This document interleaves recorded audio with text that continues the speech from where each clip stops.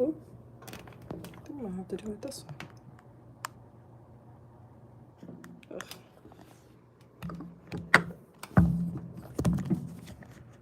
Oh my goodness.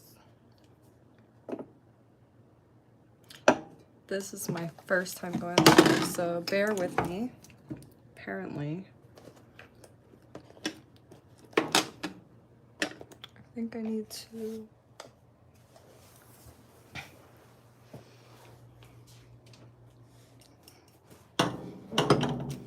Okay, let's see. Hi guys. Ah!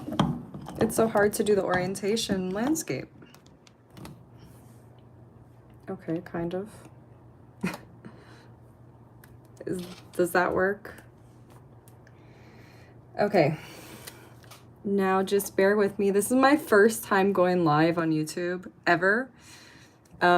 So what I'm gonna do is I'm actually gonna go live on Instagram at the same time. Just for those that don't know that I'm moving over my live, I want them to be able to join as well. So, like I said, bear with me. Okay, hold on one second. Okay, so I'm getting the Instagram one, and then I'm just gonna tell them really quick to head on over to YouTube, and then we can get started. So I have here the Book of Esther, and you see, I can't deal with this camera keep on dropping. Is that gonna work? Okay, I think that's good. Okay, hi YouTube, hi Instagram. I'm actually streaming on both right now. Instagram, I'm about to get off because we're going to just keep the stream for YouTube. But I wanted to remind those of you that are interested to head on over to my YouTube right now. We're going to begin the Book of Esther review or book review, whatever you want to call it. And if you don't know the link to my YouTube, go ahead and check out my story. My last story, I posted the link, so you could just click on it and then click on the live. So I'm signing off of Instagram. Ciao. See you guys over on YouTube. Okay. So that is that. YouTube, now you have my full attention. All right. Let me see. Why is my chat missing? I can't see my chat now.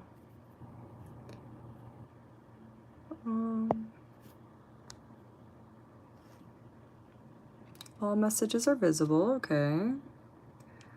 So then why am I not seeing the comments? Oh, there it goes. Okay, perfect. I see the chat. Awesome. So we're ready to rock and roll. The Book of Esther. This is a very short book in the Bible. For those of you that don't know where to find the Book of Esther.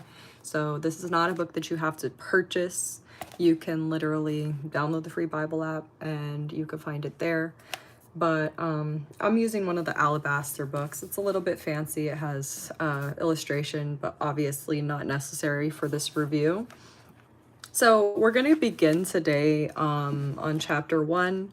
It's very short, and I wasn't sure if I was going to go ahead and read the chapter aloud, but since it is so short, I might as well.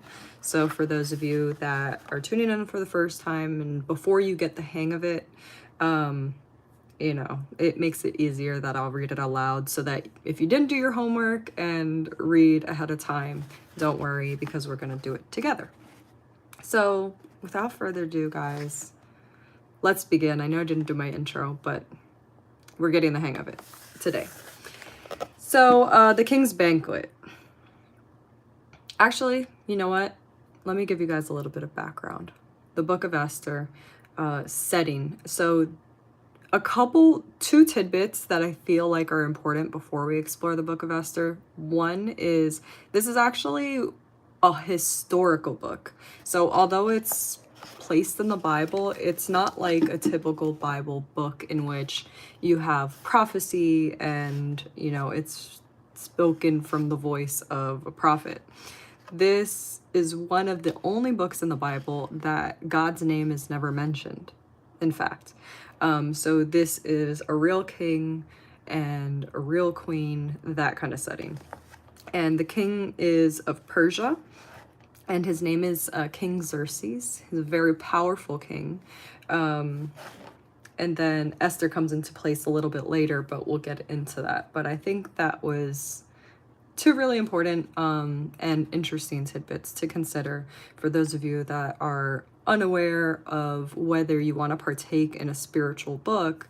This book does not mention God. However, it does show the presence of God if you read the book and you understand the details of what's going on. But like I said, we'll get into that a little bit later. So let's read. So it says, the king's banquet.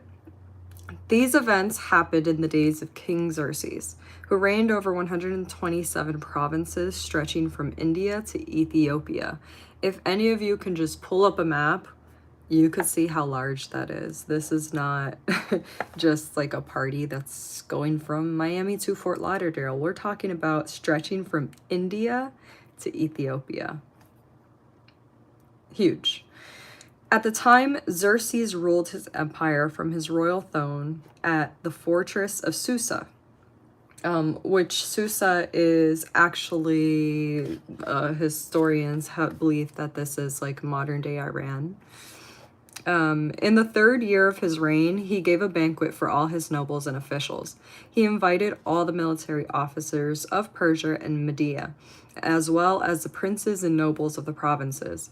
The celebration lasted 180 days, a tremendous display of the opulent wealth of his empire and the pomp and splendor of his majesty.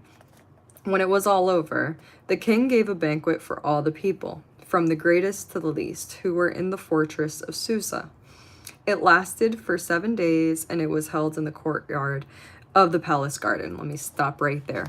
So first of all, the celebration lasted 180 days. If any of you guys know, that's 6 months.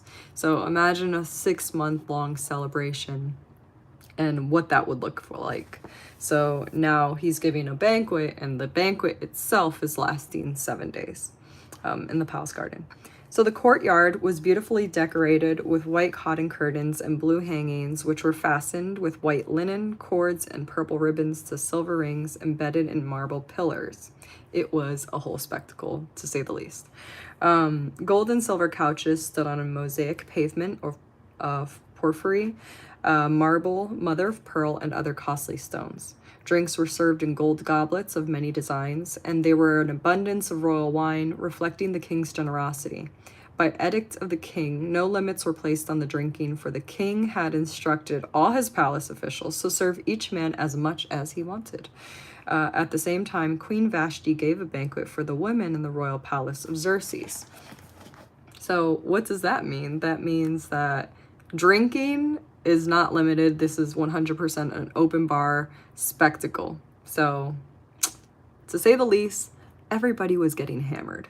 And Queen Vashti was over in her area of the palace, giving her own version of a banquet to the women. So, let's talk about Queen Vashti. Queen Vashti deposed. On the 7th day of the feast, when King Xerxes was in high spirits because of the wine, aka he was drunk, he told the 7 eunuchs who attended him, Mehuman, Biztha, Harbona, Bigtha, Abagtha, Nephthar, and Carcass, to bring Queen Vashti to him with the royal crown on her head. He wanted the nobles and all the other men to gaze on her beauty, for she was a very beautiful woman. But when they conveyed the king's orders to Queen Vashti, she refused to come. This made the king furious, and he burned with anger. Let's talk about Queen Vashti and this request. So I've been doing a little bit of research of exactly what that request entailed, and it is hypothesized that the king, in his drunkenness, was requesting that the queen be displayed in front of his men naked with just a crown on her head because he wanted to show off her beauty. She wasn't feeling that, which rightfully so. You know, she was a queen and she wanted to be able to maintain her dignity. But her drunken husband, with his crazy request, you know, she didn't want to take part in it. And he was very angry that she didn't submit to this request. So what happens when you have a very powerful king that has this request and it is not taken seriously by his queen? You're going to have a king with a very bruised ego. And what do we know about people in power that have bruised egos? Usually there is repercussions that are going to happen. So let's keep on reading. He immediately consulted with his wise advisors who knew all the Persian laws and customs, for he always asked their advice. So not only is he burning with anger, but he's saying, you know what? Something's got to be done, and I need to advise from my counsel to find the best options here. We're going to go through the laws, and we're going to see what kind of punishment can we impose on Queen Vashti. So the names of these men were Kershena, Shethar, Admatha, Tarshish, Meres, Marsena, and Mumakan, 7 nobles of Persia and Media. They met with the king regularly and held the highest positions in the empire. What must be done to Queen Vashti? The king demanded. What penalty does the law provide for a queen who refuses to obey the king's orders, properly sent through his eunuchs? Memucan answered the king and his nobles, Queen Vashti has wronged not only the king, but also every noble and citizen throughout your empire. Women everywhere will begin to despise their husbands when they learn that Queen Vashti has refused to appear before the king. Uh-oh. So not only do we have an angry king, but all of his nobles are very much worried about what their wives are going to start doing at the influence of Queen Vashti not obeying her husband. So this is going to be a problem. You already know what happens when a lot of bruised egos get together and consult with each other. So let's see. Before this day is out, the wives of all the king's nobles throughout Persia and Media will hear what the queen did and will start treating their husbands the same way. There will be no end to their contempt and anger.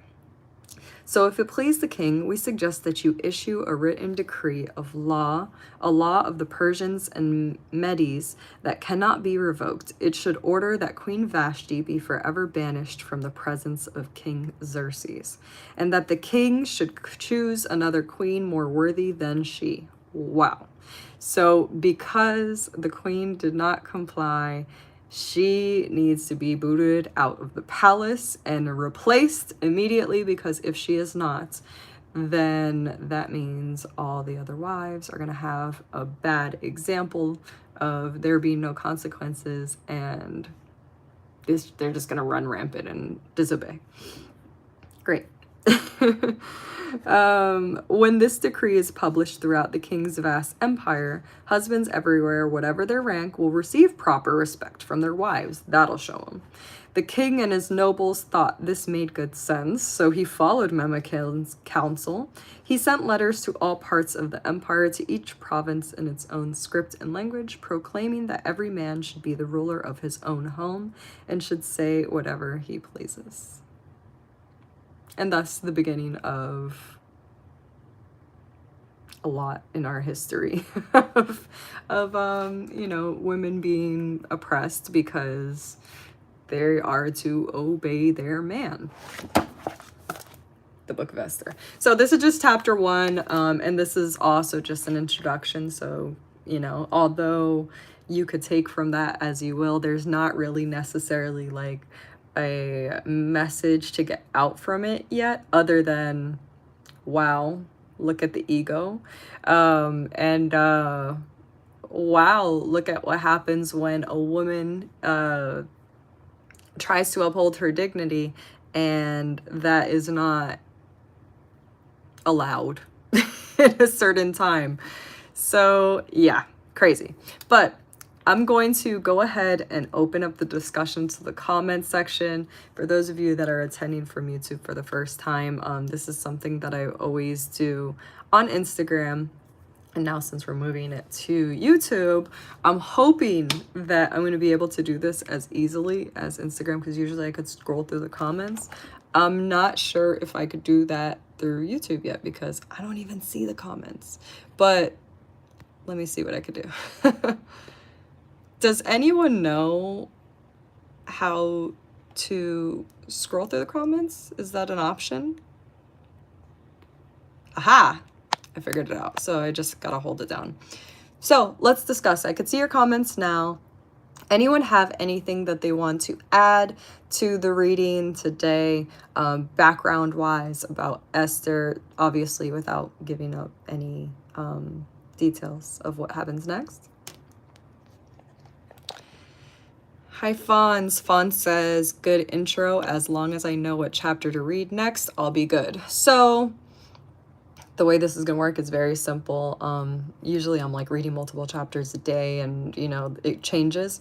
But since the book is so short, there's only 10 chapters. So we're going to do a chapter a day. So today was chapter 1. Tomorrow will be chapter 2. And this will go on for 10 days minus the weekends. So tomorrow we will be exploring chapter 2. Read ahead of time so that, you know, when we do read together, it makes a little bit more sense. You have the time to process and digest the information, so that when we discuss it together, we can kind of deliberate it a little bit easier. And I want to also clarify that I am not an expert in reading the Bible and you know, dissecting the Bible. I'm not a Bible scholar. I am simply somebody that wants to get to know the Bible, and I chose to do these book reviews in order to do that. So just like you are here tuning in and listening to what I have to say, I'm here to tune in to what you have to say, because I feel like we could work together and navigate the book a lot easier when we put our minds together. Fawn says, I know nothing. Open bar is never a good idea. Yeah, definitely, especially when it's a 6-month celebration of open bar. I could just imagine that decisions are probably, or judgment is probably cloudy at that point. Where can I buy this book? You don't have to buy it. You could just look it up online. The Book of Esther is located in the Bible. If you have a Bible laying around, you could follow along through there. Or if you want, you could download one of those Bible apps and get it for free there as well.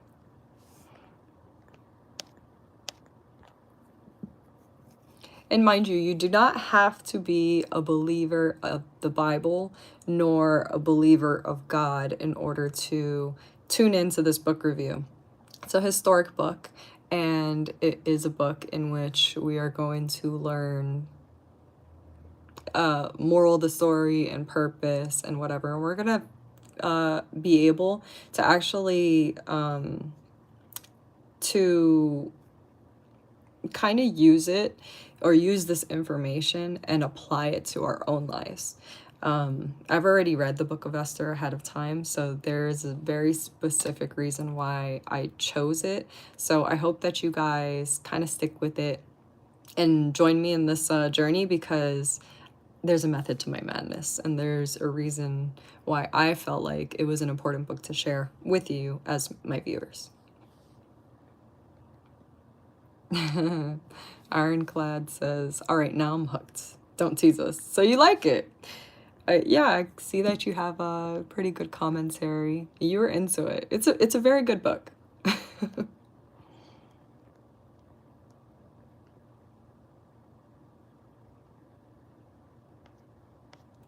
hold on. Let me scroll down to the bottom. Okay, and yeah, the Old Testament.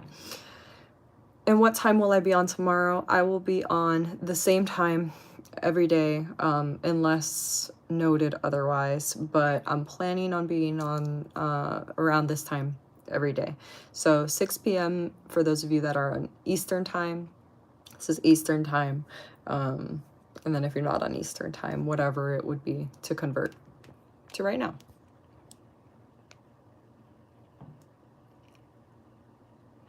It sounds action-packed. It surely is. Okay, so very good intro, I feel like. I loved the YouTube platform so far. I'm satisfied with it. I hope that you guys are too. And I guess that's it for today. Getting our feet wet. Thank you guys for bearing with me. Like I said, this is my first time doing the YouTube, but you guys were patient with me, and I really, really appreciate that. I really hope that I could share this video to my YouTube page for those of you that are just tuning in and missed the beginning, you know, and then that way you could go back and see what we were talking about. But thank you guys for tuning in. I hope that I see you guys tomorrow for chapter 2, and that's it.